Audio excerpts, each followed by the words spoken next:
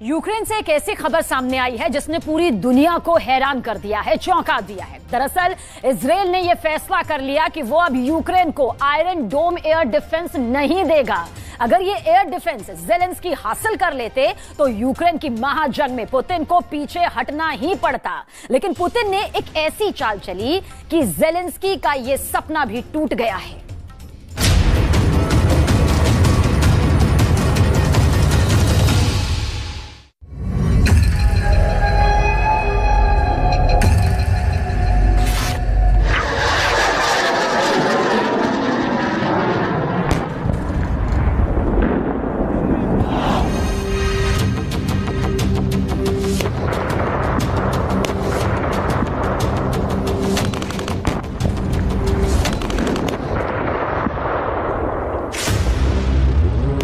Putin की चाल को समझ पाना मुश्किल ही नहीं, नामुमकिन है।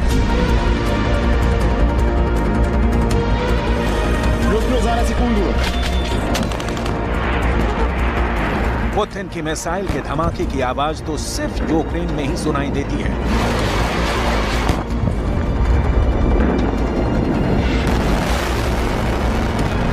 लेकिन पुतिन जब प्रेस कॉन्फ्रेंस करते हैं और बयान देते हैं तो उनके बयानों की गूंज पूरी दुनिया को सुनाई देती है। पुतिन का दोस्त हो या फिर दुश्मन, हर कोई पुतिन की बात गौर से सुनता है। और इसीलिए पुतिन के हर बयान के बाद जंग में ज़ेलेंस्की की राह और मुश्किल हो जाती है। अब नई खबर यह आई है कि इजराइल ने भी ज़ेलेंस्की को बहुत बड़ा झटका दे दिया है। रूस इस वक्त ईरान का जिगरी दोस्त है और ईरान से इजराइल की कट्टर दुश्मनी है। लेकिन इसके बाद भी ज़ेलेंस्की इजराइल से हथियार हासिल करने में फेल हो गए हैं। लेकिन इजराइल ने इस बार ऐसा बयान दिया है कि ज़ेलेंस्की के लिए जंग जीतने के सारे दरवाजे लगभग बंद हो चुके हैं। आखिर क्या है इजराइल के प्रधानमंत्री बेंजामिन नेतन्याहू का अहम बयान? कैसे ईरान की चाल कामयाब हो गई? सब कुछ हम आपको बताने वाले हैं। लेकिन सबसे पहले बात करते हैं पुतिन के उस बयान की जिसने ज़ेलेंस्की को चारों खाने चित कर दिया है। अभी 2 हफ्तों पहले ही पुतिन ने एक बयान दिया था। पुतिन ने रूस के एक आर्थिक सम्मेलन में यह कहा था कि ज़ेलेंस्की यहूदी नहीं है और वो यहूदी होने का सिर्फ दिखावा करते हैं। Ну, по технике, значит, каждый день происходит рост утраты этой техники. Где-то сейчас на сегодняшний день 186 танков потеряно украинской армии и 186, по-моему, да, 186 и 418 бронемашин различного класса. Ну, я уж сейчас не говорю про личный состав, это нужно, чтобы Министерство обороны само озвучивало. Но, повторяю, самое главное, что нет успехов ни на одном из направлений. उस वक्त जब पुतिन ने यह बयान दिया तो हर किसी को लगा कि आखिर पुतिन जैसा स्टेट्समैन किसी राजनेता के धर्म को लेकर ऐसा बयान क्यों दे रहा है।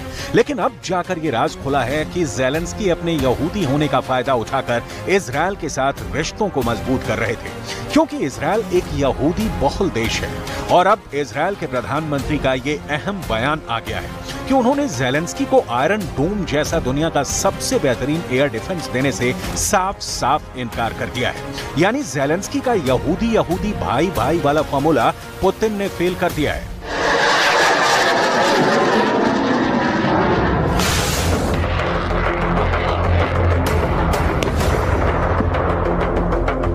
आपको जानकर हैरानी होगी कि इजराइल ने यूक्रेन को आयरन डोम देने से इनकार कर दिया। इसकी एक वजह ईरान भी है। आखिर ये वजह क्या है?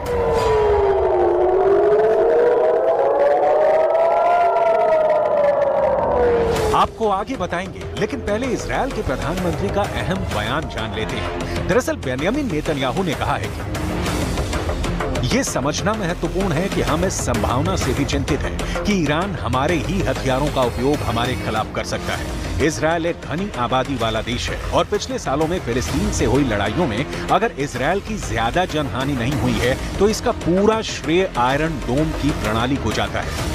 जिसने दुश्मन द्वारा हम पर लक्ष्य कर लॉन्च किए गए 95% मिसाइलों और रॉकेटों को सफलतापूर्वक रोक दिया है। अगर हमने आयरन डोम की प्रणाली यूक्रेन को दी और यूक्रेन की किसी गलती से ये तकनीक ईरान के हाथों में पड़ गई, तो ईरान रिवर्स इंजीनियरिंग से आयरन डोम का तोड़ निकाल लेगा और इजरायल के अंदर रह रहे हमारे लाखों नागरिकों की जान खतरे में पड़ जाएगी। दरअसल बेंजामिन नेतन्याहू ये बात बहुत अच्छी तरह से जानते हैं कि ईरान रिवर्स इंजीनियरिंग करने में माहिर है। यहाँ ये भी समझना जरूरी है कि आखिर रिवर्स इंजीनियरिंग होती क्या है। दरअसल दुश्मन देश के हथियार के पुर्जों को खोलकर हथियार की टेक्नोलॉजी हासिल करके फिर दोबारा हूबहू वैसा ही हथियार बनाकर तैयार कर देना ही रिवर्स इंजीनियरिंग कहा जाता है। चीन को भी रिवर्स इंजीनियरिंग की कला में माहिर माना जाता है। वो अमेरिका के कई हथियारों की रिवर्स इंजीनियरिंग सफलतापूर्वक कर चुका है। दरअसल कोई भी देश ये नहीं चाहता है कि उसकी एक्सप्लोसिव टेक्नोलॉजी किसी अन्य देश, खासकर दुश्मन देश के पास चली जाए। यही वजह है कि ऐसे देश हमेशा अपने हथियारों को संभाल कर रखते हैं और दुश्मन के कब्जे में पहुंचने से पहले ही नष्ट करने में भरोसा रखते हैं। ईरान भी चीन की तरह रिवर्स इंजीनियरिंग की कला में मास्टर रहा है। ऐसे कई हथियार हैं जो विदेशी हैं, लेकिन ईरान ने गलत तरीके से हासिल करके उसकी रिवर्स इंजीनियरिंग करके विदेशी टेक्नोलॉजी को हासिल कर लिया है। जैसे ईरान का ड्रोन शाहिद 136 रिवर्स इंजीनियरिंग से बना है। ईरान के इस ड्रोन में जर्मनी का इंजन लगा हुआ है, जो 20 साल पहले ईरान ने अवैध रूप से हासिल किया था। अब आप जरा सोचिए कि ईरान के ड्रोन में टेक्नोलॉजी जर्मनी की लगी है, लेकिन वो जर्मनी के ही मित्र देश यूक्रेन के खिलाफ इस्तेमाल हो रही है।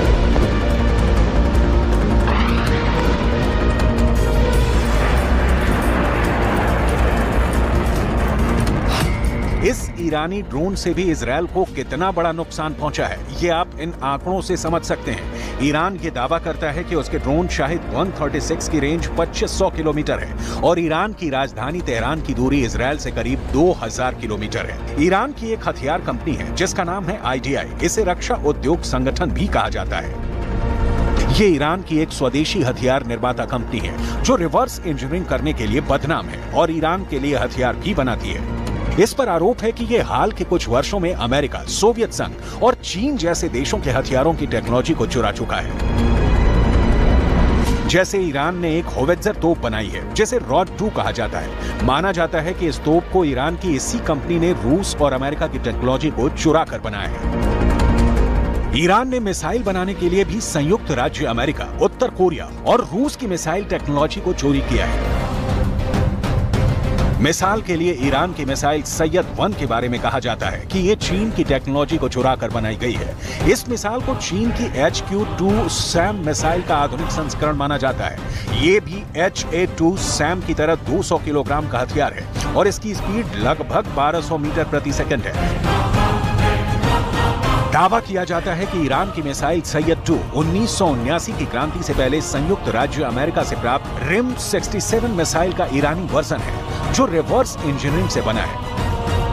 दरअसल 1979 की क्रांति से पहले ईरान और अमेरिका में दोस्ती थी और तब ईरान को अमेरिका ने रिम 66 मिसाइल दी थी जिसकी टेक्नोलॉजी अब ईरान चुरा चुका है। एक्सपर्ट्स दावा करते हैं कि ईरान का साइगे फाइटर जेट भी अमेरिका के फाइटर जेट की टेक्नोलॉजी की रिवर्स इंजीनियरिंग है। दिसंबर 2011 में ईरान ने घोषणा की थी कि उसने एक अमेरिकी RQ-170 सेंटिनल ड्रोन को पकड़ लिया है। ईरान ने दावा किया था कि यह ड्रोन जासूसी करने के लिए ईरानी हवाई क्षेत्र में घुसपैठ करके आया था। ईरान ने अमेरिका के इस ड्रोन को वापस नहीं किया, बल्कि उस अमेरिकी ड्रोन की रिवर्स इंजीनियरिंग शुरू कर दी। ईरान के इंजीनियरों ने ड्रोन के डिजाइन और तकनीक को सफलतापूर्वक समझ लिया और फिर स्टेल्थ ड्रोन का ईरानी वर्जन तैयार कर लिया। इसके अलावा भी ईरान ने UAV, क्रूज मिसाइल और लड़ाकू विमान भी आधुनिक तकनीक वाले तैयार कर लिए हैं। उत्तर कोरिया की योनो श्रेणी की पनडुब्बियों पर आधारित ईरानी वर्जन की पनडुब्बियां भी तैयार हो चुकी हैं। इस वजह से ईरान की नौसेना की ताकत काफी बढ़ गई है। नेतन्याहू ने हालिया फ्रांस दौरे पर भी यूक्रेन को आयरन डोम देने का इशारा किया था। हालांकि वो सीधे रूस से टकराने से कतरा भी रहे थे, लेकिन ईरान को तबाह करने के लिए नाटो की मदद हासिल करने के मकसद से नेतन्याहू यूक्रेन को अपने सबसे ताकतवर एयर डिफेंस सिस्टम तक देने का मन बना चुके थे।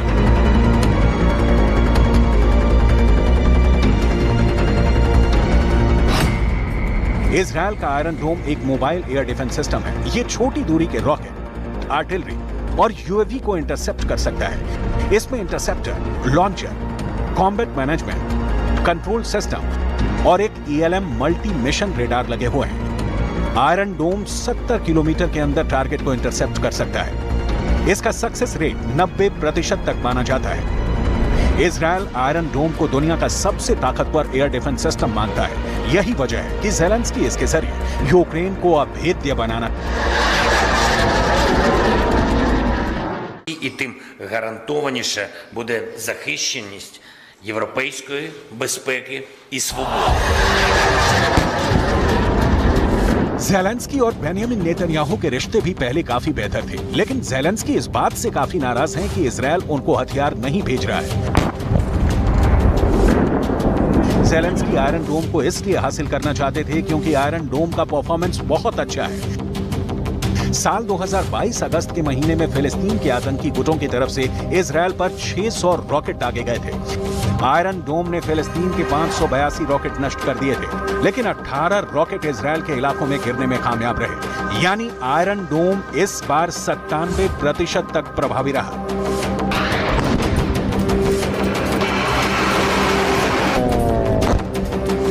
ये साल 2021 की तस्वीरें हैं, जब फिलिस्तीन के रॉकेट को इजरायल के आयरन डोम नष्ट कर रहे थे। साल 2021 में हमास ने इजरायल पर 1500 रॉकेट दागे, लेकिन 1350 रॉकेट आयरन डोम ने नष्ट कर दिए। तब आयरन डोम 90% तक प्रभावी साबित हुआ।